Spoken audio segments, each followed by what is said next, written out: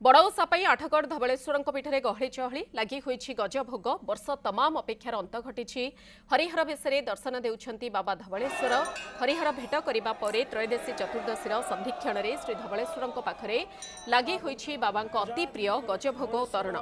कला बलद को धड़ा करिथिबा बाबा धवलेश्वर अति प्रिय पर्व बड़ौसा पर्वर मुख्य आकर्षण गजभोग और तरण पाई भक्त श्रद्धालु बेस आनंदित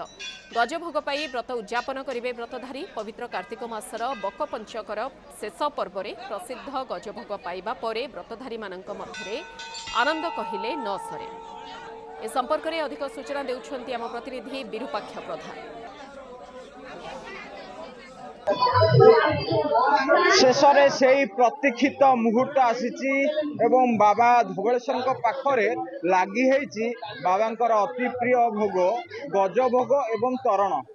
गजभोग एवं तरण प्रथम हरिहर भेट तापर बाबा धवलेश्वर पाखरे लगी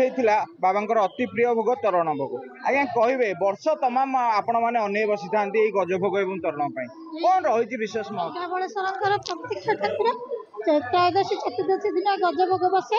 धवलेश्वर कला बलद को धड़ा करते गज भितर गज उपरटा धड़ा भितरटा कला जो दूर दूर लोक सब आसती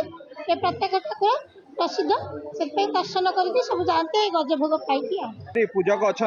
आज्ञा जो प्रतीक्षित मुहूर्त थिला तार अंत घटी श्रद्धालु माने गजभोग पाई निजर व्रत उद्यापन कर निश्चित बहु प्रतीक्षार अंत घटी जो हजार हजार श्रद्धालु भक्त ये बड़ौसा गोटे दिन अपेक्षा करते वर्ष तमाम ये भोग पाइबा धवलेश्वर प्रिय भोग जे कि तांकरी नामकरण उद्देश्य जो प्रिय भोगटी होची से जो गजमंडार पर्व तार भीतर अंशटी कला उपर अंशटी धड़ा निश्चित से नामकरण अनुसार तार बहु प्रतीक्षार अंत घटी त्रयोदशी चतुर्दशी संधि मुहूर्त बाबा पाखे यही गजभोग एवं तरण लगी कर निश्चित श्रद्धालु भक्त माने यही भोग को पाई बहु आनंद उल्लास सहित भोग पाई निज घर को बाहुड़ी। निश्चित भाव में आप शुणुले मुझे सहयोगी अनुरोध करी दृश्य देखेबे से बाबांकर अति प्रिय गजभोगर दृश्य रही तरण जहाँ पाइबापी वर्ष तमाम श्रद्धालु माने अनै बसी था जे ये गजभोग एवं तरण पाइबा लगी आम सहित श्रद्धालु अच्छा प्रतिक्रिया ना आज्ञा गजभोग वर्ष तमाम अनै बसी था प्रत्यक्ष ठाकुर बाबा धवलेश्वर हरिहर बेश आज दर्शन दे ये तो आंकर महिमा कहले अतुक्ति हम ना कि बाबा धवलेश्वर ये धड़ा बलु कला कर महिमा सारा विश्व प्रकट ये गजभोग लोक मैंने काली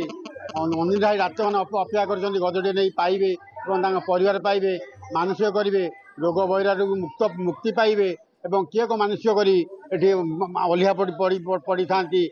भोर गाधे ठाकुर भोग नहीं घर को जाती साई पड़सा बांटती यहाँ बहुत वर्ष है चली आसी त्रयोदशी चतुर्दशी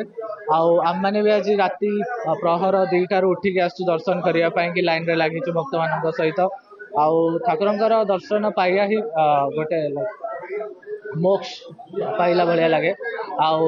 दर्शन पाइला पर गजभोग पाई लोक मैंने उपासटा भांगती। निश्चित भाव में ये थिला पूरा गोटे वर्षर अपेक्षा पर अंत घटी गजभोग पाई श्रद्धालु माने निजर गंतव्य स्थल फेरी जाउछन्ति। आठगढ़ धवलेश्वर पीठरू विरूपाक्ष प्रधान, न्यूज 7।